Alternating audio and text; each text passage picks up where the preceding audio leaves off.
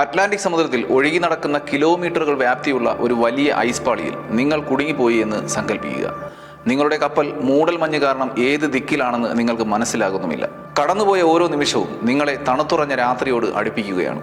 രാത്രി എങ്ങനെയൊക്കെയോ കഴിച്ചുകൂട്ടി ഉണർന്നപ്പോൾ കൂടെയുള്ളവർ പകുതിയും മരണപ്പെട്ടിരിക്കുന്നു. ഓരോ നിമിഷവും കടന്നു പോകുമ്പോൾ നിങ്ങളും ബാക്കിയുള്ളവരും കൊടും തണുപ്പിലും മഞ്ഞ് വീഴ്ചയിലും അവശരായി മാറി. എങ്ങോട്ട് പോകണമെന്നോ എന്ത് ചെയ്യണമെന്നോ അറിയാത്ത ഒരവസ്ഥ. മരണം കൺമുന്നിലുണ്ട്. 1914 നടന്ന സീലിംഗ് ദുരന്തത്തിന്റെ ഭയാനകമായ സംഭവമാണിത്.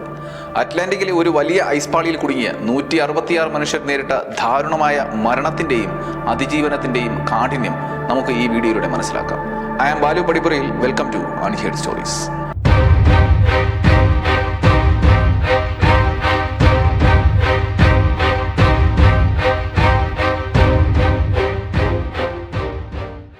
ഇരുപതാം നൂറ്റാണ്ടിന്റെ തുടക്കം.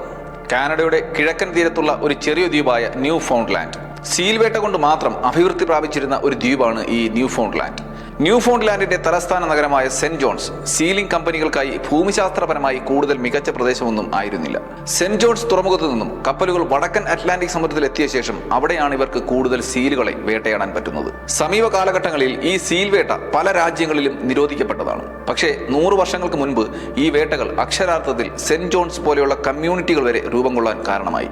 അവിടുത്തെ ജനസംഖ്യയുടെ ഭൂരിഭാഗവും സീൽ വേട്ടക്കാരായിരുന്നു. അതുമല്ലെങ്കിൽ സീലുകളെ വേട്ടയാടുന്ന കമ്പനികളിൽ ജോലി ചെയ്യുന്നവരായിരുന്നു. അതായത് നേരിട്ടോ അല്ലാതെയോ അവിടെയുള്ളവർ സീൽ വേട്ട കൊണ്ട് മാത്രം ജീവിതം മുന്നോട്ട് നയിക്കുന്നവരാണ്. ഈ സീൽ വേട്ട എന്ന് പറയുന്നത് അത്ര എളുപ്പമുള്ള ജോലിയൊന്നും ആയിരുന്നില്ല. വളരെ കാഠിന്യവും അപകടം പിടിച്ചതുമായ ഒരു ജോലിയാണ് ഈ സീൽ വേട്ട. ആ കാലഘട്ടത്തിന്റെ സൗകര്യങ്ങൾ വെച്ച് നോക്കുമ്പോൾ വളരെ സുരക്ഷ കുറഞ്ഞ, ജീവൻ നഷ്ടപ്പെടാൻ സാധ്യത ഏറ്റവും കൂടുതലുള്ള ഒരു ജോലിയാണ് ഈ സീൽ വേട്ട. ഐസ് ഫ്ലോസ് എന്നറിയപ്പെടുന്ന ഐസ് ഷീറ്റുകളിൽ, അതായത് അറ്റ്ലാന്റിക് സമുദ്രത്തിൽ തണുത്തുറഞ്ഞ ഐസ് മലകളിലോ ഒഴുകി നടക്കുന്ന കിലോമീറ്ററുകൾ നീളവും വീതിയുമുള്ള ഐസ് പാളികളിലോ ആണ് സീൽ വേട്ടയ്ക്ക് പോകേണ്ടത്. കപ്പലുകൾ അടുക്കുന്നത് കണ്ടാൽ ഭയന്ന് സീലുകൾ ഓടിയകലും. അതുകൊണ്ട് തന്നെ മഞ്ഞുപാളികളിൽ കൂടി കിലോമീറ്ററുകൾ നടന്ന് വേണം സീലുകളെ കണ്ടെത്തി അവയെ വേട്ടയാടിയ ശേഷം പോയ അത്രയും ദൂരം വേട്ടയാടിയ സീലുകളെയും കൊണ്ട് തിരികെ നടന്നു വേണം തങ്ങളുടെ കപ്പലുകളിൽ എത്താൻ. കപ്പലുകൾക്ക് പലപ്പോഴും കട്ടിയുള്ള ഐസ് വരെ എത്താൻ സാധിക്കില്ല. മാത്രമല്ല വടക്കൻ അറ്റ്ലാന്റിക്കിലെ പ്രവചനാതീതമായ കാലാവസ്ഥയും ഒരു വെല്ലുവിളിയാണ് ഇങ്ങനെയുള്ള ജോലികൾക്ക്. മുന്നറിയിപ്പുകൾ ഒന്നുമില്ലാതെ പെട്ടെന്നുള്ള കൊടുങ്കാറ്റും മഞ്ഞുവീഴ്ചയും വളരെ വലിയ അപകടങ്ങൾ വരുത്തിവെക്കും. 6 മൈൽ വരെ വലിപ്പത്തിൽ ഉണ്ടാകുന്ന ഈ മഞ്ഞുപാളികൾ വേനൽക്കാലത്ത് ഉരുകാൻ തുടങ്ങുകയും പല കഷ്ണങ്ങളായി വേർപെടുകയും ചെയ്യും. ആ സമയത്ത് തണുപ്പുള്ള മാസങ്ങളെക്കാൾ കൂടുതൽ എളുപ്പത്തിൽ കപ്പലുകൾക്ക് മുന്നോട്ട് സഞ്ചരിക്കാനും സാധിക്കും. പക്ഷേ ഇങ്ങനെ കടന്നു പോകാൻ സാധാരണ കപ്പലുകൾക്ക് സാധിക്കില്ല.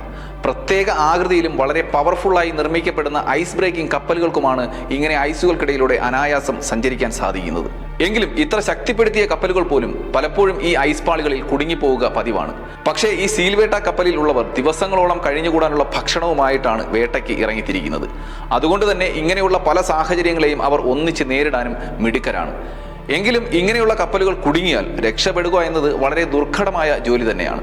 1914 മാർച്ച് മാസം ന്യൂ ഫൗണ്ട്ലാൻഡ് എന്ന കപ്പലിന് സംഭവിച്ചതും ഇതേപോലെയുള്ള ഒരു അപകടമായിരുന്നു. 1873 ന്യൂ ഫൗണ്ട്ലാൻഡ് എന്ന ചരക്ക് കപ്പൽ നിർമ്മിക്കുന്നത്. ഇത് ഒരു ശരാശരി ശേഷിയുള്ള ഒരു ചരക്ക് കപ്പൽ മാത്രമാണ്. ഒരിക്കലും ഇതൊരു ഐസ് ബ്രേക്കിംഗ് കപ്പൽ ആയിരുന്നില്ല. ആദ്യകാലങ്ങളിൽ ഇതിന്റെ ഈ രൂപകൽപ്പന ചെയ്തതുപോലെ തന്നെ ചരക്ക് നീക്കത്തിന് മാത്രമാണ് ഈ കപ്പൽ ഉപയോഗിച്ചിരുന്നത്. ശേഷം ഈ ന്യൂ ഫൗണ്ട്ലാൻഡ് വിൽക്കപ്പെടുകയും അതിനെ ഒരു സീലിംഗ് കപ്പലായി രൂപമാറ്റം ചെയ്യുകയും ആയിരുന്നു. പേരിന് മാത്രം സീലിംഗ് കപ്പൽ, പക്ഷേ ഒരു നല്ല ഐസ് ബ്രേക്കിംഗ് കപ്പൽ ആയിരുന്നില്ല ഈ ന്യൂ ഫൗണ്ട്ലാൻഡ് കപ്പൽ. മറ്റു സീലിംഗ് കപ്പലുകളെ അപേക്ഷിച്ച് ന്യൂ ഫൗണ്ട്ലാൻഡ് വലിപ്പത്തിലും ചെറുതായിരുന്നു. വെറും 212 അടി നീളവും 29 അടി മാത്രം വീതിയുമുള്ള ഒരു ചെറിയ കപ്പലാണ് ന്യൂ ഫൗണ്ട്ലാൻഡ്. 130 ഹോഴ്സ് പവർ മാത്രം പരമാവധി ശേഷിയുള്ള ഡബിൾ സിലിണ്ടർ ഉള്ള ഒരു സ്റ്റീം എഞ്ചിനും ഇതിനുണ്ടായിരുന്നു. ഇത് കപ്പലിന്റെ പാതയിൽ നിന്ന് ഐസ് നീക്കം ചെയ്യാൻ കഴിയുന്നവ ആയിരുന്നില്ല.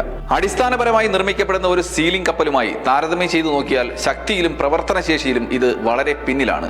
അങ്ങനെ 1914 സീൽവേട്ടയ്ക്കായി സെന്റ് ജോൺസ് തുറമുഖത്തു നിന്നും പുറപ്പെട്ടതാണ് ഈ ന്യൂ ഫൗണ്ട്ലാൻഡ് എന്ന കപ്പലും അതിലെ ക്രൂ മെമ്പേഴ്സും. സീൽവേട്ടയ്ക്കാണ് അവർ പോകുന്നത്.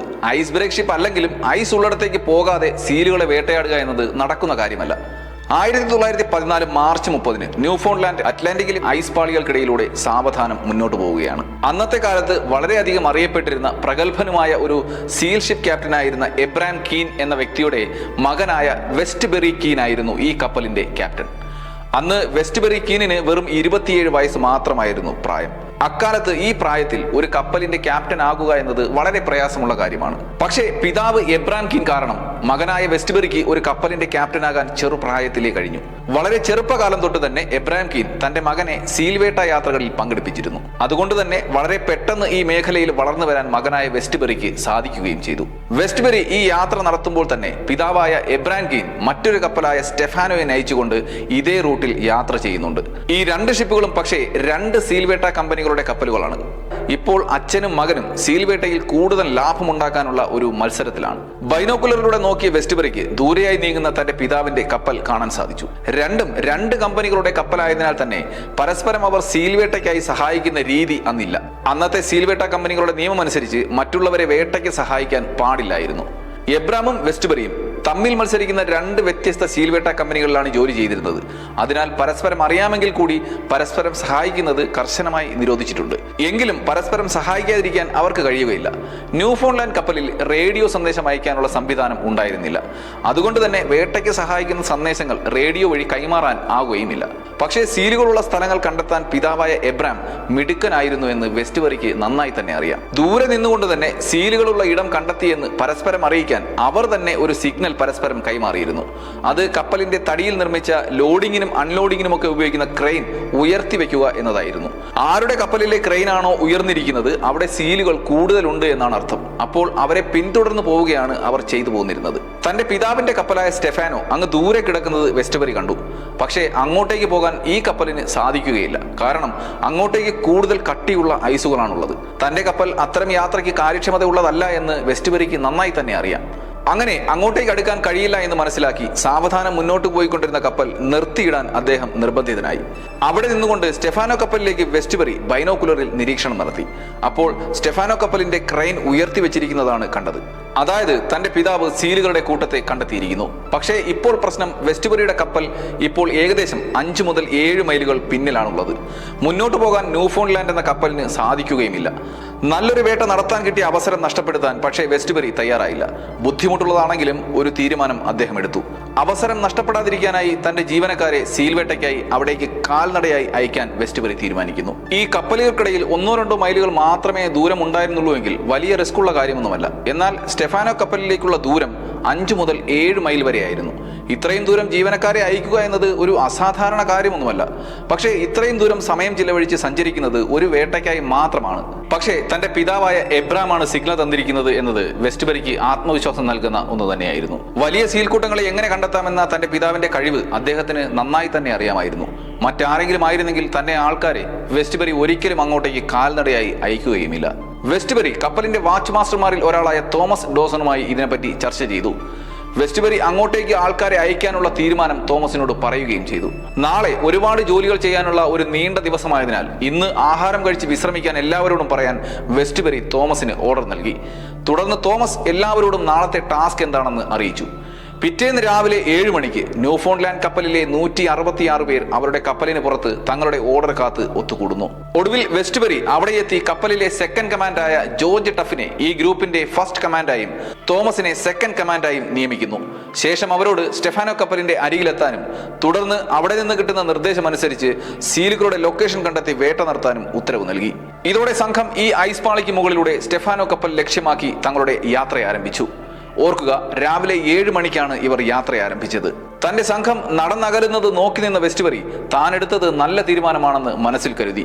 അന്ന് രാവിലെ വളരെ ചെറിയ കാറ്റോടെ മേഘാവൃതമായിരുന്നു അന്തരീക്ഷം. നല്ല തെളിഞ്ഞ അന്തരീക്ഷമായതിനാൽ വളരെ ദൂരം കാണാനും പറ്റുന്നുണ്ട്. താപനില അധികം താഴ്ന്ന നിലയിൽ ആയിരുന്നില്ല.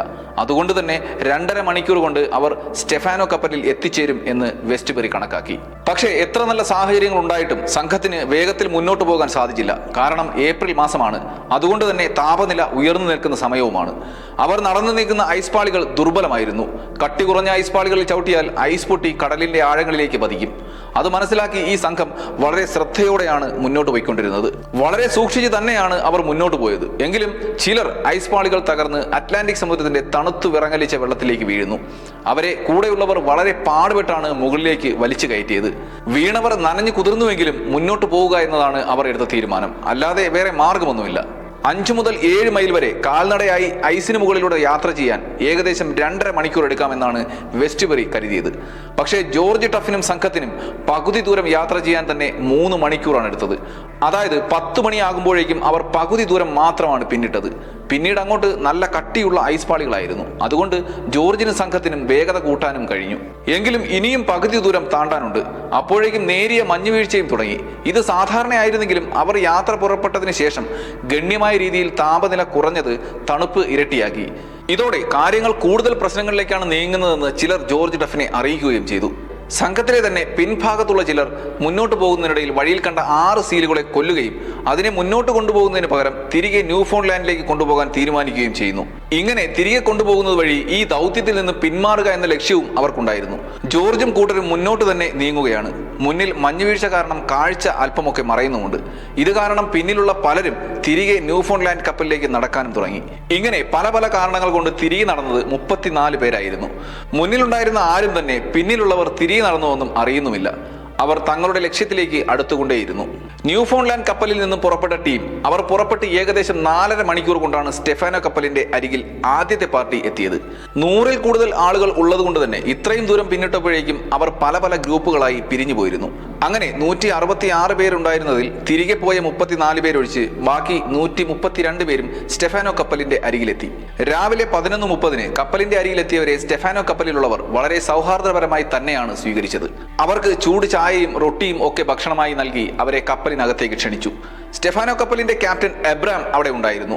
പക്ഷേ തന്റെ കപ്പലിലെ ആളുകൾ ഇതേ ഐസ് പാളികളിൽ പലയിടങ്ങളിലായി സീൽവേട്ടയ്ക്കായി ചിതറി നടക്കുകയായിരുന്നതിനാൽ വന്നവരെ വേണ്ടവണ്ണം ശ്രദ്ധിക്കാനോ അവർ എത്ര ക്ഷീണിതരാണെന്ന് മനസ്സിലാക്കാനോ അദ്ദേഹത്തിന് സാധിച്ചില്ല.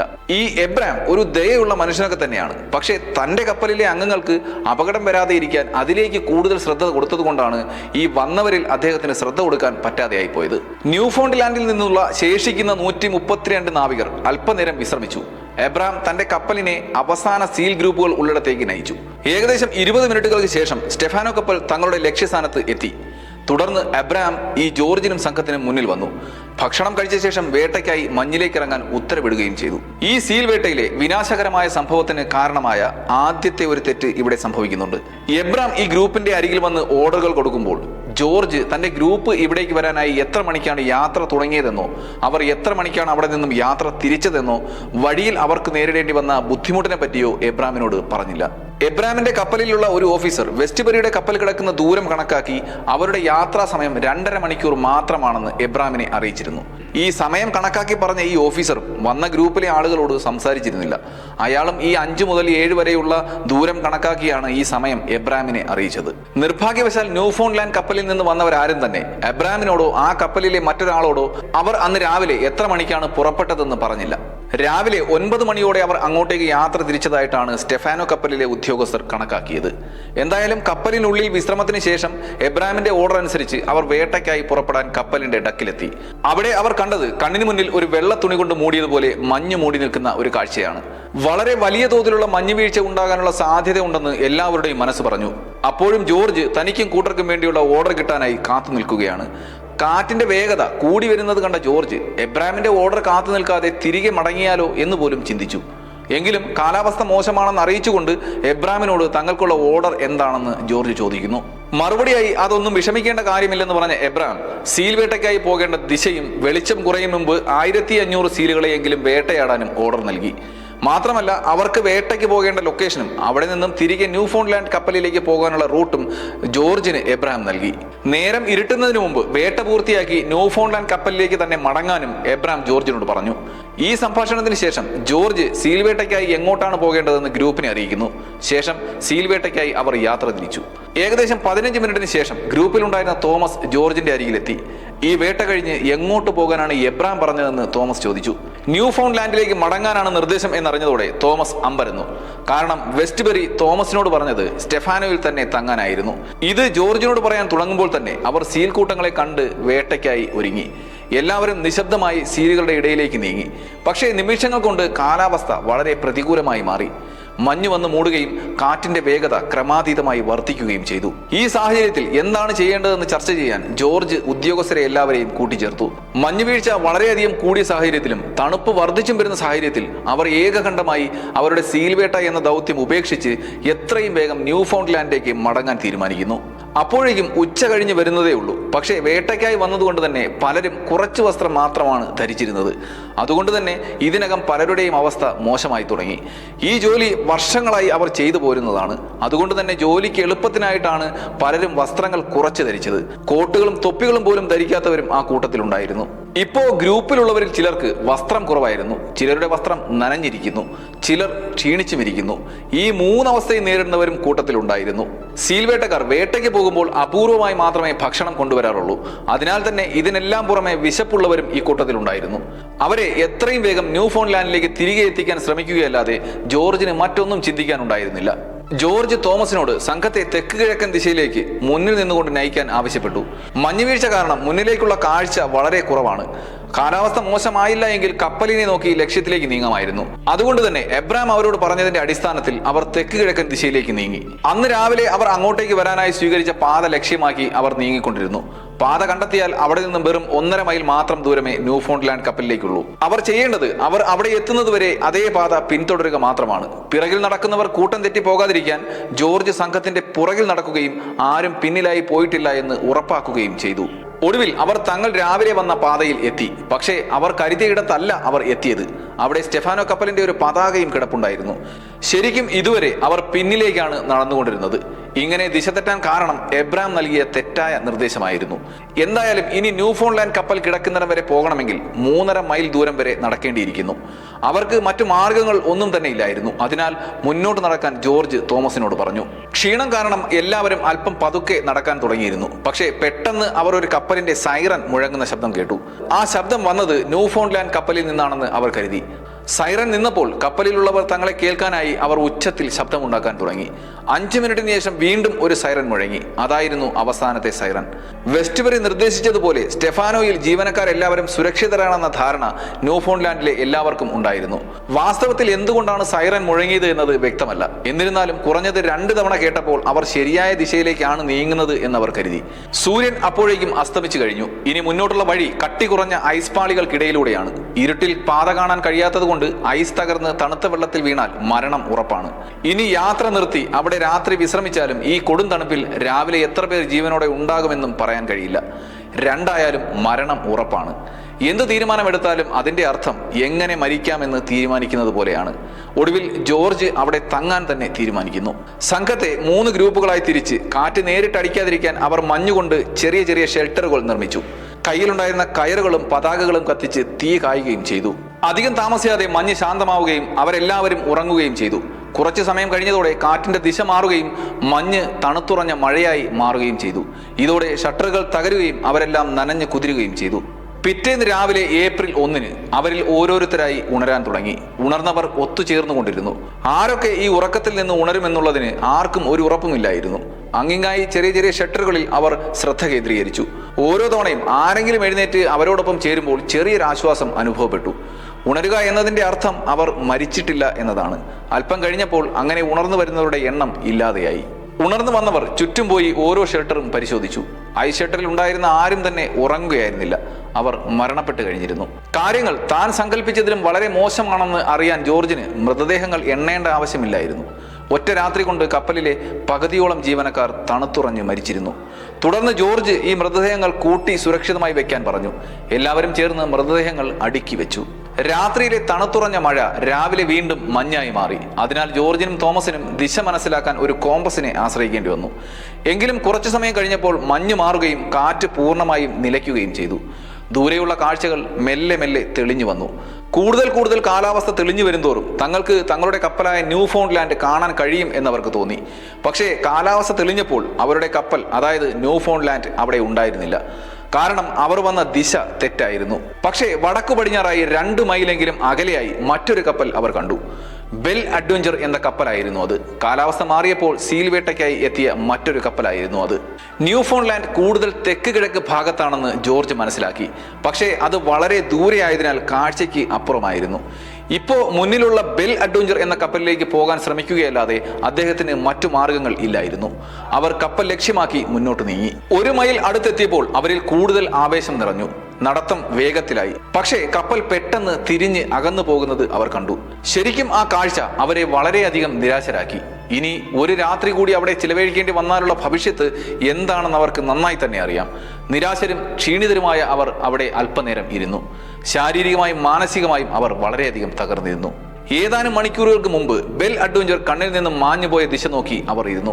ഇനി എന്ത് എന്ന ചോദ്യമായിരുന്നു ഓരോരുത്തരുടെയും മനസ്സിൽ. അപ്പോഴാണ് അകലെ നിന്നും ഒരു കപ്പൽ അവർക്ക് നേരെ വരുന്നത് അവർ കണ്ടത്. സൂക്ഷിച്ചു നോക്കി അവർക്ക് അത് സ്റ്റെഫാനോ കപ്പലാണെന്ന് മനസ്സിലായി. ഈ കാഴ്ച അവരിൽ വീണ്ടും ഊർജം നിറച്ചു. ഇത്തവണ അവർ അകലെ കപ്പൽ കണ്ടപ്പോൾ തന്നെ ഉറക്കെ ബഹളം വയ്ക്കാനും അങ്ങോട്ടേക്ക് ആവുന്നത്ര ശക്തിയിൽ ഓടിയെടുക്കാനും ശ്രമിച്ചു. പലരും കരഞ്ഞ് നിലവിളിച്ചുകൊണ്ടാണ് ഓടുന്നത്. എന്നാൽ കപ്പൽ 1 മൈൽ കൂടെ അകലെയായിരുന്നപ്പോൾ അത് തിരിഞ്ഞു. പരിഭ്രാന്തരായ ജീവനക്കാർ കൂടുതൽ ശക്തിയായി അലറാനും ഉറക്കെ നിലവിളിക്കാനും ശ്രമിച്ചു. പക്ഷേ സ്റ്റെഫാനോ കപ്പലിലുള്ളവർ അവരെ കണ്ടിട്ടില്ലെന്ന് അവർക്ക് മനസ്സിലായി. ആ കപ്പലും അകന്നു പോകുന്നത് സൂര്യൻ അസ്തമിക്കുന്ന ചുവന്ന വെളിച്ചത്തിൽ അവർ കണ്ടു. അവർക്ക് മറ്റൊരു രാത്രി കൂടി മഞ്ഞിൽ ചിലവഴിക്കേണ്ടി വരും. അവർ ഇന്ന് കൂടുതൽ ക്ഷീണിതരാണ്. ആഹാരം കഴിച്ചിട്ടില്ല. മാത്രമല്ല കൊടും തണുപ്പിൽ ആരോഗ്യം ക്ഷയിച്ചു തുടങ്ങി. ഈ രാത്രി ഉറങ്ങി ഉണരുമ്പോൾ ആരൊക്കെ ജീവനോടെ ഉണ്ടാകുമെന്നും പറയാൻ കഴിയില്ല. ഒരു പ്രതീക്ഷയുമില്ലാതെ അസ്തമിക്കുന്ന സൂര്യനെ നോക്കിയിരിക്കുമ്പോൾ അകലെ കപ്പലുണ്ടെന്ന തോന്നൽ കാരണം പലരും അങ്ങോട്ടും ഇങ്ങോട്ടും ഓടാൻ ശ്രമിച്ചു. പക്ഷേ ക്ഷീണിതരും വിവശരുമായ അവരുടെ തോന്നലുകൾ മാത്രമായിരുന്നു അത്. എന്നാൽ ജോർജ് ഒരു കപ്പൽ ദൂരെയായി കണ്ടു. ഇത്തവണ അതൊരു തോന്നലായിരുന്നില്ല, മറിച്ച് അത് ന്യൂ ഫൗണ്ട്ലാൻഡ് കപ്പൽ തന്നെയായിരുന്നു. പക്ഷേ നിർഭാഗ്യവശാൽ അത് ഏകദേശം 4 മുതൽ 6 മൈൽ ദൂരെയാണെന്ന് ജോർജിന് മനസ്സിലായി. പക്ഷേ കൂട്ടത്തിലുള്ളവരിൽ ഭൂരിഭാഗം പേർക്കും ഇത്രയും ദൂരം നടക്കാൻ സാധിക്കാത്ത അവസ്ഥയായിരുന്നു. ഇനി എന്ത് ചെയ്യണമെന്ന് ആലോചിക്കാൻ ജോർജ് തോമസിന്റെ അരികിൽ ചെന്നു. പക്ഷേ തോമസിന്റെ അവസ്ഥ വളരെ മോശമായിരുന്നു. അവരുടെ സംഭാഷണത്തിനിടയിൽ ഇത് കൂട്ടത്തിലുള്ള എല്ലാവർക്കും പോകാൻ കഴിയുന്നത്ര ദൂരമല്ല എന്ന് അദ്ദേഹം മനസ്സിലാക്കി. മാത്രമല്ല അടിയന്തരമായി ഏതെങ്കിലും ഒരു കപ്പലിൽ കടന്നുകൂടുക എന്നത് വളരെ അത്യാവശ്യവുമാണ്. ഇല്ലെങ്കിൽ താനടക്കം എല്ലാവരും ഈ ഐസിൽ മരിച്ചു വീഴുമെന്ന് ജോർജിന് നന്നായി അറിയാം. ഇതോടെ അദ്ദേഹം ഒരു തീരുമാനത്തിലെത്തി. ആരോഗ്യം അല്പമെങ്കിലും ഉള്ളവരെ കൊണ്ട് മുന്നോട്ട് പോവുക. കപ്പലിൽ എത്തിയ ശേഷം അതിലുള്ളവരുമായി വന്ന് മറ്റുള്ളവരെ രക്ഷിക്കുക. അതുവരെ മറ്റുള്ളവർ അവിടെ തന്നെ തുടരാനും അദ്ദേഹം പറഞ്ഞു. ഇപ്പോൾ കപ്പൽ കണ്ട ഇടത്തേക്ക് എത്താൻ 4 മണിക്കൂറെങ്കിലും എടുക്കുമെന്ന് അദ്ദേഹം കണക്കുകൂട്ടി. എല്ലാവരും ചെയ്യേണ്ട കാര്യങ്ങൾ നിർദ്ദേശിച്ചതിന് ശേഷം തന്റെ ഒപ്പം വരാൻ ശേഷിയുള്ളവർ ആരൊക്കെ എന്ന് ചോദിച്ചു. പകുതിയോളം പേരെങ്കിലും കൂടെ വരുമെന്നാണ് അദ്ദേഹം കരുതിയത്. പക്ഷേ വെറും 9 പേർ മാത്രമാണ് മുന്നോട്ട് വന്നത്. അപ്പോഴും അവരുടെ കൂട്ടത്തിൽ 50-ലേറെ പേർ മോശം അവസ്ഥയിൽ ആയിക്കഴിഞ്ഞിരുന്നു. ഏതാനും മണിക്കൂറുകൾ കഴിഞ്ഞാൽ തങ്ങളുടെ കപ്പലിലായിരിക്കുമെന്ന ചിന്ത യാത്ര പുറപ്പെടാൻ നിൽക്കുന്നവർക്ക് ആവേശം നൽകി. അവർ അങ്ങോട്ടേക്ക് യാത്രയായി. നടത്തത്തിന്റെ ആദ്യ ഭാഗം വളരെ വേഗത്തിലായിരുന്നു. ഇരുട്ട് പതുക്കെ പതുക്കെ വീഴുന്നത് കൊണ്ട് പിന്നീട് വേഗത കുറയുമെന്ന് ജോർജിന് നന്നായി തന്നെ അറിയാം. അതുകൊണ്ടാണ് തുടക്കത്തിൽ അവർ വേഗത കൂട്ടി നടന്നത്. പാതി വഴി പിന്നിട്ടതോടെ കട്ടി കുറഞ്ഞ ഐസ് പാളികളായിരുന്നു മുന്നിൽ. വളരെ ശ്രദ്ധയോടെ വേണം ഓരോ ചുവടും മുന്നോട്ട് പോകാൻ. ഇടയ്ക്കിടയ്ക്ക് നിന്ന ശേഷം കപ്പലിലേക്ക് നോക്കി ജോർജ് സ്ഥാനം ഉറപ്പിക്കുന്നുണ്ടായിരുന്നു. അങ്ങനെ കുറെ ദൂരം അവർ മുന്നോട്ട് പോവുകയും കപ്പലിനെ നിരീക്ഷിക്കുകയും ചെയ്തുകൊണ്ടിരുന്നു. അങ്ങനെ അവർ കൂടുതൽ കപ്പലിലേക്ക് അടുത്തുകൊണ്ടിരിക്കുമ്പോൾ ഇടയ്ക്ക് ജോർജ് തലയുയർത്തി കപ്പൽ കിടക്കുന്നിടത്തേക്ക് നോക്കി. പക്ഷേ ഇത്തവണ കപ്പൽ അവിടെ ഉണ്ടായിരുന്നില്ല. ഇതേ ദിവസം ന്യൂ ഫൗണ്ട്ലാൻഡ് കപ്പലിൽ എന്താണ് സംഭവിക്കുന്നത് എന്ന് നമുക്ക് നോക്കാം. അന്ന് ഉച്ച കഴിഞ്ഞും വെസ്റ്റ്ബറി ഐസ് പാളികളിൽ നിരീക്ഷിച്ചുകൊണ്ടേയിരുന്നു. വേട്ടയ്ക്ക് പോയിരുന്ന ആൾക്കാരുടെ അവസ്ഥയെക്കുറിച്ച് വളരെയധികം ആശങ്കാകുലനായിരുന്നു വെസ്റ്റ്ബറി.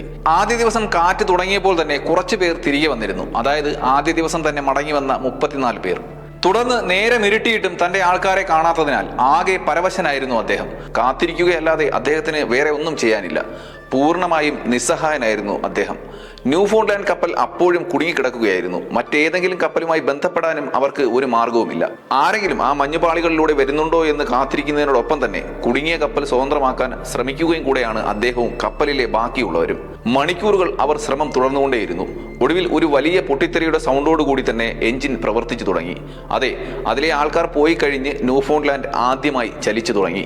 ഒടുവിൽ കപ്പൽ സ്വതന്ത്രമായപ്പോൾ തന്റെ കപ്പൽ തൊഴിലാളികൾ പോയ ദിക്കിലേക്ക് ഐസ് പാളികൾ നിരീക്ഷിച്ചുകൊണ്ട് അവർ മുന്നോട്ട് നീങ്ങി. നിർഭാഗ്യവശാൽ ജോർജിന്റെ നേതൃത്വത്തിലുള്ള ഈ ചെറിയ സംഘം കപ്പലിൽ എത്താൻ 30 മിനിറ്റ് ദൂരം മാത്രം ബാക്കിയുള്ളപ്പോഴാണ് കപ്പൽ സ്വതന്ത്രമാവുകയും മുന്നോട്ട് നീങ്ങുകയും ചെയ്തത്. ജോർജ് കാത്തിരിക്കാൻ പറഞ്ഞു വിട്ടുവന്ന തോമസും കൂട്ടരും ഇതേ സമയം വളരെ പരിതാപകരമായ അവസ്ഥയിലായിരുന്നു. രാത്രിയാകുന്നതിന് മുൻപ് തന്നെ അവരിൽ പലരും മരണപ്പെട്ടു. കുറച്ച് ആരോഗ്യമുള്ളവർ മരിച്ചവരുടെ മൃതദേഹങ്ങൾ രാവിലെ ചെയ്തതുപോലെ അവിടെ അടുക്കി വെക്കാൻ തുടങ്ങി. ഈ രാത്രിയിൽ ജോർജ് തിരികെ വരാൻ സാധ്യതയില്ല എന്ന് അവർക്ക് തോന്നി. അത് അവരെ ഭയപ്പെടുത്തുകയും ചെയ്തു. ഏതായാലും അപ്പോൾ അബോധാവസ്ഥയിൽ ഉണ്ടായിരുന്ന ചുരുക്കം ചിലരിൽ ഒരാളായ തോമസിന് ചുറ്റും ഇവർ മൃതദേഹങ്ങൾ അടുക്കി വെച്ചു. അന്നത്തെ രാത്രിയും അവിടെ അവർക്ക് കഴിച്ചുകൂടേണ്ടി വന്നു. അടുത്ത ദിവസം രാവിലെ ആരൊക്കെ ഉണരും എന്ന് അവർക്ക് വ്യക്തമല്ല. ന്യൂഫൗണ്ട്ലാൻഡ് അകന്നു പോയതോടെ ഇരുട്ട് വന്നപ്പോൾ ജോർജും സംഘവും അവിടെ തന്നെ തങ്ങാൻ തീരുമാനിച്ചു. അങ്ങനെ 2 ഗ്രൂപ്പുകളായ അവർ ഒരു രാത്രി കൂടി ആ മഞ്ഞുമലയിൽ തള്ളി നീക്കി. പിറ്റേന്ന് രാവിലെ ആദ്യം വീണ വെളിച്ചത്തിൽ തന്നെ ജോർജ് എഴുന്നേറ്റ് ചുറ്റും ഏതെങ്കിലും കപ്പലുണ്ടോ എന്ന് നോക്കി. ന്യൂഫൗണ്ട്ലാൻഡ് കപ്പൽ അങ്ങ് ദൂരെയായി കാണുന്നുണ്ട്. മറ്റൊരു ദിക്കിൽ ഏതാണ്ട് അതേ ദൂരത്തിൽ ബെൽ അഡ്വഞ്ചർ കപ്പലിനെയും അദ്ദേഹം കണ്ടു. ഇപ്പോൾ കൂടുതൽ അടുത്തുള്ളത് തങ്ങളുടെ ന്യൂഫൗണ്ട്ലാൻഡ് കപ്പലാണ് എന്ന് മനസ്സിലാക്കിയ ജോർജ് മറ്റുള്ളവരെ വിളിച്ചുണർത്തി. 9 പേരും രാത്രിയെ അതിജീവിച്ച് ഉണർന്നത് ജോർജിന് അല്പം ആശ്വാസം നൽകിയ കാര്യം തന്നെയായിരുന്നു. പക്ഷേ അതിൽ 7 പേർ ഇനി യാത്ര ചെയ്യാനുള്ള ആരോഗ്യാവസ്ഥയിൽ ആയിരുന്നില്ല. ഇതോടെ അവിടെ തന്നെ കാത്തിരിക്കാൻ ഈ 7 പേരോടും പറഞ്ഞതിന് ശേഷം ആരോഗ്യമുള്ള 2 പേരുമായി ന്യൂഫൗണ്ട്ലാൻഡ് കപ്പൽ ലക്ഷ്യമാക്കി ജോർജ് നടന്നു തുടങ്ങി. പോകുന്നതിന് മുമ്പ് ജോർജ് തന്റെ ഡയറിയിൽ അവരുടെ സ്ഥാനം രേഖപ്പെടുത്തുകയും ചെയ്തു. അങ്ങനെ ജോർജ് 7 പേരെ അവിടെ വിട്ടതിന് ശേഷം നടന്നു മറഞ്ഞു. 7 പേരും ക്ഷീണം കാരണം ഉറങ്ങിപ്പോയി. കുറച്ചു സമയം കഴിഞ്ഞപ്പോൾ അവരിൽ ഒരാൾ ഉണർന്നു നോക്കിയപ്പോൾ വളരെ അടുത്തായി ഒരു കപ്പൽ നീങ്ങി വരുന്നത് അവർ കണ്ടു. അത് ബെൽ അഡ്വഞ്ചർ കപ്പലായിരുന്നു. വളരെ അകലെ അല്ലാത്ത ആ കപ്പലിൽ എത്തിച്ചേരാൻ കഴിയുമെന്ന് അവരിൽ 2 പേർ പറഞ്ഞു. അങ്ങനെ അവരിൽ 2 പേർ ബെൽ അഡ്വഞ്ചർ ലക്ഷ്യമാക്കി മുന്നോട്ട് നീങ്ങി. പക്ഷേ അങ്ങോട്ടേക്കുള്ള വഴി അല്പം അപകടം നിറഞ്ഞത് തന്നെയായിരുന്നു. പല ഐസ് പാളികളും ഒഴുകി നടക്കുകയാണ്. എന്നാലും അവർ വളരെ ശ്രദ്ധയോടെ മുന്നോട്ട് നീങ്ങി. ഇപ്പോൾ ജോർജിന്റെ നേതൃത്വത്തിൽ ന്യൂഫൗണ്ട്ലാൻഡ് കപ്പലിൽ നിന്ന് പുറപ്പെട്ടവരിൽ 134 പേരും 5 ഗ്രൂപ്പുകൾ ആയി കഴിഞ്ഞു. ഒന്നാമത്തേത് ആദ്യ രാത്രിയിൽ മരണമടഞ്ഞ മൃതദേഹങ്ങൾ, രണ്ടാമത്തേത് തോമസിനൊപ്പം ജോർജിനെ കാത്തിരിക്കുന്നവർ, മൂന്നാമത്തേത് ജോർജ് വഴിയിൽ വിട്ടുപോയ 7 പേരിൽ 5 പേർ, നാലാമത്തെ ഗ്രൂപ്പ് ന്യൂഫൗണ്ട്ലാൻഡ് കപ്പൽ ലക്ഷ്യമാക്കി നീങ്ങുന്ന ജോർജിന്റെ 3 പേരടങ്ങിയ ഗ്രൂപ്പ്, അഞ്ചാമത്തേത് ബെൽ അഡ്വഞ്ചർ കണ്ടുകൊണ്ട് മുന്നോട്ട് നീങ്ങുന്ന 2 പേർ. എന്തായാലും അന്ന് രാവിലെ ഈ സംഭവങ്ങളൊന്നും അറിയാതെ സ്റ്റെഫാനോ കപ്പലിന്റെ ക്യാപ്റ്റൻ എബ്രാം കീൻ തന്റെ കപ്പലിന്റെ ഡെക്കിൽ നിന്നുകൊണ്ട് സീലുകൾക്കും സീൽ വേട്ടയ്ക്ക് പോയ തന്റെ സംഘത്തിനു വേണ്ടി ബൈനോക്കുലറിലൂടെ ഐസ് പാളികളിൽ നിരീക്ഷണം നടത്തുന്നു. ആ സമയം തന്നെ അദ്ദേഹത്തിന്റെ അടുത്തേക്ക് ഒരു വയർലെസ് ഓപ്പറേറ്റർ ഓടിയെത്തി അദ്ദേഹത്തിന് ഒരു പേപ്പർ സ്ലിപ്പ് നൽകുകയും ചെയ്തു. അത് വായിച്ചതും ഞെട്ടിത്തെറിച്ച അദ്ദേഹം കപ്പലിന്റെ ഗതി മാറ്റാൻ ഉറക്കെ വിളിച്ചു പറഞ്ഞു. കുടുങ്ങിപ്പോയ അംഗങ്ങളെ രക്ഷിക്കാനായി അടുത്തുള്ള കപ്പലുകളുടെ സഹായം അഭ്യർത്ഥിച്ചുകൊണ്ട് ബെൽ അഡ്വഞ്ചറിൽ നിന്നുള്ള മെസ്സേജ് ആയിരുന്നു അപ്പോൾ എബ്രാം കീനിന്റെ കയ്യിൽ കിട്ടിയത്. അതെ, ന്യൂഫൗണ്ട്ലാൻഡ് ടീമിൽ നിന്നും ബെൽ അഡ്വഞ്ചർ കപ്പൽ ലക്ഷ്യമാക്കി നീങ്ങിയ 2 യുവാക്കളും വളരെ സാഹസികമായി ആ കപ്പലിൽ എത്തിച്ചേർന്നു. അതേസമയം ന്യൂഫൗണ്ട്ലാൻഡ് കപ്പലിൽ വെസ്റ്റ്ബറി അക്ഷമനായി ഐസ് മലകളിലേക്ക് തന്നെ കണ്ണും നട്ട് നോക്കിയിരിക്കുകയായിരുന്നു. അപ്പോൾ അദ്ദേഹം അങ്ങകലെ 3 കറുത്ത കുത്തുകൾ അടുത്ത് വരുന്നത് കണ്ടു. അദ്ദേഹം തന്റെ ബൈനാക്കുലർ ഉടനെ എടുത്ത് അവരെ നിരീക്ഷിച്ചു. ആ 3 പേരിൽ ഒരാൾ ജോർജ് ആണെന്ന് അദ്ദേഹം തിരിച്ചറിയുകയും ചെയ്തു. നിർഭാഗ്യവശാൽ കപ്പൽ കുടുങ്ങിയേക്കാവുന്നതുകൊണ്ട് അവരുടെ അടുത്തേക്ക് നീങ്ങാൻ അദ്ദേഹത്തിന് കഴിഞ്ഞില്ല. അവർ അടുത്തെത്തുന്നതുവരെ കാത്തിരിക്കാൻ മാത്രമാണ് പറ്റുക. ഒടുവിൽ ജോർജും മറ്റു 2 പേരും ന്യൂഫൗണ്ട്ലാൻഡ് കപ്പലിൽ എത്തിച്ചേർന്നു. ഇനിയും 2 കൂട്ടം മനുഷ്യർ സഹായം തേടി ഈ മഞ്ഞുപാളികളിൽ ഉണ്ടെന്നും അവരുടെ കൃത്യമായ ലൊക്കേഷൻ വെസ്റ്റ്ബറിക്ക് അദ്ദേഹം നൽകുകയും ചെയ്തു. പക്ഷേ ഐസ് ബ്രേക്ക് ചെയ്ത് മുന്നോട്ട് പോകാനുള്ള ശേഷി കപ്പലിന് ഇല്ലാത്തതുകൊണ്ട് ന്യൂഫൗണ്ട്ലാൻഡിന് കൂടുതലൊന്നും ചെയ്യാൻ കഴിഞ്ഞില്ല. ബെൽ അഡ്വഞ്ചർ കപ്പലിലെ മുഴുവൻ അംഗങ്ങളും ഇതിനകം തന്നെ സ്ട്രക്ചറുകളും ഭക്ഷണം, കാപ്പി എന്നിവ ഉപയോഗിച്ച് മഞ്ഞിൽ തിരച്ചിൽ ആരംഭിച്ചു കഴിഞ്ഞിരുന്നു. ന്യൂഫൗണ്ട്ലാൻഡ് കപ്പലിൽ ബാക്കിയുണ്ടായിരുന്ന അംഗങ്ങൾ ബെൽ അഡ്വഞ്ചറിലേക്ക് അവരെ സഹായിക്കാനായി കാൽനടയായി നീങ്ങി. അപ്പോൾ തന്നെ സ്റ്റെഫാനോ കപ്പലും മറ്റൊരു സീലിംഗ് കപ്പലും തൊട്ടു പിന്നാലെ ബാക്കിയുള്ളവരെ കണ്ടെത്തി രക്ഷപ്പെടുത്താനുള്ള ശ്രമങ്ങൾ ആരംഭിച്ചു. ഒടുവിൽ 54 മണിക്കൂറിന് ശേഷമാണ് തിരച്ചിൽ അവസാനിച്ചത്. ജീവനോടെ ഉള്ളവരെയൊക്കെ കപ്പലിൽ എത്തിച്ചു. മൃതദേഹങ്ങൾ കൊണ്ട് ബെൽ അഡ്വഞ്ചർ കപ്പൽ നിറഞ്ഞു. സ്ഥലമില്ലാത്തത് കൊണ്ട് ഡെക്കിൽ മൃതദേഹങ്ങൾ അടുക്കി വെക്കേണ്ടി വന്നു. ഇതൊക്കെ സംഭവിക്കുമ്പോൾ അങ്ങ് സെന്റ് ജോൺസിലുള്ളവർ വിവരം അറിഞ്ഞു കഴിഞ്ഞിരുന്നു. അവിടെയുള്ളവരിൽ പരിഭ്രാന്തി പടർന്നു. ആശുപത്രികൾ തയ്യാറായി ഇരിക്കാനായി ബെൽ അഡ്വഞ്ചറിൽ നിന്നുള്ള സന്ദേശം ചോർന്നതാണ് നഗരം മുഴുവനും പാനിക്കാകാൻ കാരണമായത്. ആയിരക്കണക്കിന് ആളുകൾ ടെലിഗ്രാഫ് ഓഫീസുകളിൽ നിറയുകയും ബെൽ അഡ്വഞ്ചറിൽ നിന്ന് എന്തെങ്കിലും അപ്ഡേറ്റുകൾക്കായി തടിച്ചുകൂടുകയും ചെയ്തു. ജനക്കൂട്ടം കാരണം ഏപ്രിൽ 3-ന് നഗരം മുഴുവനും സ്തംഭിക്കുകയും ചെയ്തു. പിറ്റേന്ന് ആയിരക്കണക്കിന് ആളുകൾ തുറമുഖത്ത് കപ്പലുകളുടെ വരവിനായി കാത്തിരിക്കുകയായിരുന്നു. അവർ അടുത്തെത്തിയപ്പോൾ ആൾക്കൂട്ടം മുഴുവനും പരിഭ്രാന്തരായി. കപ്പലിന്റെ ഡെക്കിൽ മൃതദേഹങ്ങളുടെ ഒരു കൂമ്പാരം തന്നെ ഉണ്ടായിരുന്നു. അനിയന്ത്രിതമായ ജനക്കൂട്ടം കാരണം ജീവനോടെ രക്ഷപ്പെട്ടവരെ കപ്പലിൽ നിന്നും ശ്രദ്ധാപൂർവം പുറത്തെടുത്ത് ആശുപത്രിയിലേക്ക് എത്തിക്കാൻ നിരവധി മണിക്കൂറുകൾ വേണ്ടി വന്നു. മാർച്ച് 31-ന് സ്റ്റെഫാനോ കപ്പലിൽ നിന്ന് പുറപ്പെട്ട 132 പേരിൽ വെറും 55 പേർ മാത്രമാണ് ജീവനോടെ തിരികെ എത്തിയത്. അവരിൽ ഒരാൾ ദിവസങ്ങൾക്ക് ശേഷം ആശുപത്രിയിൽ വെച്ച് മരിക്കുകയും മരണസംഖ്യ 78 ആയി ഉയരുകയും ചെയ്തു. ന്യൂഫൗണ്ട്ലാൻഡ് കപ്പലിലെ ജീവനക്കാർ അവരുടെ ജീവന് വേണ്ടി പോരാടുന്ന അതേ സമയം തന്നെ മറ്റൊരു കപ്പലായ SS സതേൺ ക്രോസ് എന്ന കപ്പൽ ഇതിലും വലിയൊരു ദുരന്തത്തെ നേരിടുകയായിരുന്നു. 35,000-ലധികം സീലുകളെ വേട്ടയാടി നിറച്ച കപ്പൽ ഓവർലോഡ് കാരണം 174 പേരുമായി കടലിന്റെ ആഴങ്ങളിൽ താണുപോയി. 1914 ഏപ്രിൽ ആദ്യ ദിവസങ്ങളിൽ സെന്റ് ജോൺസ് നഗരത്തിന് നഷ്ടമായത് 251 പേരെയായിരുന്നു. ബാക്കിയുള്ളവർ ആശുപത്രിയിൽ എത്തിയിട്ടും ജീവന് വേണ്ടിയുള്ള പോരാട്ടം അവസാനിച്ചില്ല. മടങ്ങിയെത്തിയ 55 പുരുഷന്മാരിൽ ഓരോരുത്തർക്കും ജീവൻ അപകടത്തിലാക്കുന്ന മാരകമായ പരിക്കുകൾ ഉണ്ടായിരുന്നു. ജീവൻ രക്ഷപ്പെട്ടുവെങ്കിലും തോമസിന് തന്റെ മരവിച്ചുപോയ 2 കാലുകളും മുറിച്ചു മാറ്റേണ്ടി വന്നു. ഭൂരിഭാഗം ആൾക്കാർക്കും തണുപ്പ് കാരണം മരവിച്ചുപോയ ഏതെങ്കിലും ഒരു അവയവം മുഴുവനായോ പകുതിയായോ മുറിച്ചു മാറ്റപ്പെട്ടു. പൂർണ്ണ ആരോഗ്യവാനായി തിരികെ എത്തിയ ചുരുക്കം ചിലരിൽ ഒരാളായിരുന്നു ജോർജ്. എന്നാൽ അദ്ദേഹത്തിന് മറ്റൊരു പോരാട്ടം ആരംഭിക്കാനിരിക്കുകയായിരുന്നു. ദിവസങ്ങൾക്കുള്ളിൽ ന്യൂ ഫൗണ്ട്ലാൻഡ് ദുരന്തത്തെക്കുറിച്ച് അന്വേഷിക്കാൻ ഒരു കമ്മിറ്റി രൂപീകരിച്ചു. അതേസമയം മുങ്ങിപ്പോയ കപ്പലായ സതേൺ ക്രോസിൽ ആരും തന്നെ രക്ഷപ്പെടാത്തതിനാൽ അതിന്റെ മുങ്ങിമരണത്തിന്റെ പല വിശദാംശങ്ങളും ഇന്നും അപൂർണം തന്നെയാണ്. അതുകൊണ്ട് തന്നെ ന്യൂ ഫൗണ്ട്ലാൻഡിനെ അന്വേഷണത്തിന്റെ ഏക കേന്ദ്രമാക്കി മാറ്റുകയും ചെയ്തു. നിരവധി മാസത്തെ ചോദ്യം ചെയ്യലിനും അന്വേഷണത്തിനും ശേഷം കമ്മീഷൻ റിപ്പോർട്ട് പുറത്തിറങ്ങി. അത് ജോർജിനും എബ്രഹാം കീനിനും എതിരെയായിരുന്നു. ധാരാളം കുറ്റങ്ങൾ അവരിൽ ചൂണ്ടിക്കാണിക്കപ്പെട്ടു. വടക്കൻ അറ്റ്ലാന്റിക്കിലെ ആ 4 ദിവസത്തെക്കുറിച്ചുള്ള അവരുടെ ഓരോ വിവരണത്തിലും പൊരുത്തക്കേടുകൾ ഒരുപാടുണ്ടായിരുന്നു. ഇവർ യാത്ര തുടങ്ങിയ അന്നേ ദിവസം രാത്രിയിൽ സ്റ്റെഫാനോ കപ്പലിൽ അഭയം തേടാൻ ജോർജിനോട് താൻ നിർദ്ദേശിച്ചതായി വെസ്റ്റ്ബറി അവകാശപ്പെട്ടു. എന്നാൽ വെസ്റ്റ്ബറി തന്നോട് അത് പറഞ്ഞതായി തനിക്ക് ഓർമ്മയില്ലെന്ന് ജോർജ് സാക്ഷ്യപ്പെടുത്തി. അബ്രഹാമിൽ നിന്ന് ഓർഡർ സ്വീകരിക്കാനും അതനുസരിച്ച് സംഘത്തെ നയിക്കാനുമാണ് ഓർഡർ നൽകിയതെന്ന് അദ്ദേഹം പറഞ്ഞു. കാലാവസ്ഥ ഇത്ര മോശമായിട്ടും അബ്രഹാമിന്റെ ഉത്തരവുകൾ നിരസിക്കാത്തതിന് ജോർജിനെ കമ്മീഷൻ വിമർശിക്കുകയും വിധിന്യായത്തിൽ കുറ്റക്കാരനാണെന്ന് കണ്ടെത്തുകയും ചെയ്തു. എങ്കിലും വാദം അവസാനിച്ചപ്പോൾ പല കാര്യങ്ങളും ഉയർത്തിക്കാട്ടി ജോർജ് കുറ്റവിമുക്തനായി. കപ്പലിന്റെ ഉടമസ്ഥതയിലുള്ള കമ്പനിയുടെ നിർദ്ദേശങ്ങൾ എബ്രഹാം അനുസരിച്ചില്ല എന്നത് കമ്പനി ചൂണ്ടിക്കാട്ടി. ഇത് എബ്രഹാമിന്റെ മേൽ കുറ്റം ചുമത്താനും ഇടയാക്കി.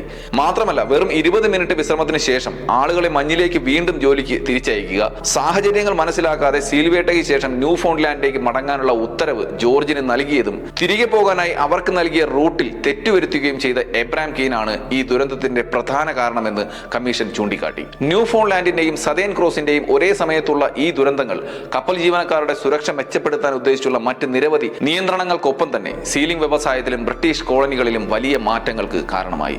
വീഡിയോ ഇഷ്ടപ്പെട്ടുവെങ്കിൽ വീഡിയോ ലൈക്ക് ചെയ്യാനും ചാനൽ സബ്സ്ക്രൈബ് ചെയ്യാനും മറക്കരുത്. അടുത്ത വീഡിയോയിൽ കാണും വരെ ഗുഡ് ബൈ.